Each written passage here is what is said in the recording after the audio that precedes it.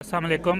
इस वक्त हम राजा फ़रूक हैदर खान साहब के साथ जहाँ पे मौजूद है AIP3 American institute of politics and public policy का, जहाँ पे एक टाउन हॉल मीटिंग जिसके अंदर कश्मीर के इशू को रेज़ किया गया और चीफ गेस्ट के तौर पे जहाँ पे मौजूद हैं, पूरे अमेरिका का दौरा कर आ रहे हैं। और जैसा कि कश्मीर के अंदर जो जुल्म सितम इस वक्त बहुत ज़्यादा इंडियन गवर्नमेंट ने तो पाकिस्तानी कम्यूनिटी के अंदर जो अवेयरनेस पैदा करने के लिए, तो हम इनसे पूछते हैं कि आपका ये दौरा कैसा जा रहा है। जी शुक्रिया आपका। मैं 2 साल के बाद आया हूँ, अगस्त में आया था, 5 अगस्त के बाद अब दोबारा आया हूँ। तो हमने जो अभी जाना है, बोस्टन में भी जाकर मिलना है उसके पाकिस्तानी कम्युनिटी से, फिर न्यूयॉर्क में मिलना। तो अभी हम लॉस एंजलिस में भी और यहाँ डेलिस में भी जो है ये मिल चुके हैं लोगों के साथ। यहाँ ये तीसरा आज हमारी मीटिंग है इस इंस्टीट्यूट के तहत। असल में यह है कि पब्लिक अवेयरनेस क्रिएट कर दी। हुआ ये था कि अगस्त में जब मामला शुरू हुआ तो उसमें एक कोविड आ गया, उससे फिर कश्मीर इशू एक दफ़ा फिर साइड लाइन हो गया।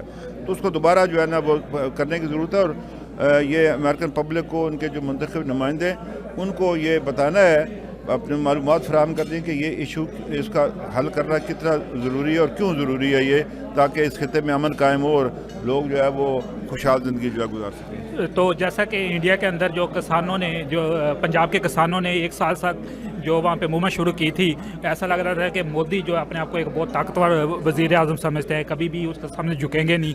लेकिन सोशल मीडिया दूसरे आप इतनी देर तक किसी के ऊपर जुल्म सितम नहीं ढा सकते। तो इस वजह से भी एक होप दिखाई दे रही है कि अब जो काले कानून जो कश्मीर के ऊपर इस वक्त नाफज किए जा रहे हैं, वो भी वक्त आएगा कि उनको भी वापस लिया जाएगा। देखें जी, एक तो उनको मैं मुबारकबाद देता हूँ, पंजाब के काश्तकारों को, फिर उत्तर प्रदेश में भी लोग उनसे शामिल हुए और भी हिंदुस्तान से इलाके में लोग शामिल हुए, हरियाणा के भी लोग आए।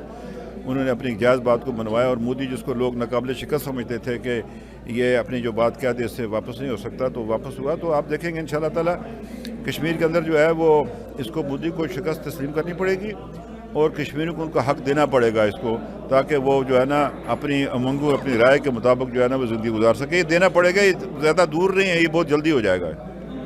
तो जितना आजकल पाकिस्तानी कम्युनिटी सोशल मीडिया इस्तेमाल कर रही है, और आपने देखा है कि इंटरनेशनली जितने भी रेवोल्यूशन आ रहे हैं सोशल मीडिया के थ्रू आ रहे हैं या मीडिया के थ्रू आ रहे हैं, तो आप क्या समझते हैं कि हमारी जो यंग जनरेशन है उसको कितना रोल अदा करना चाहिए कश्मीर के?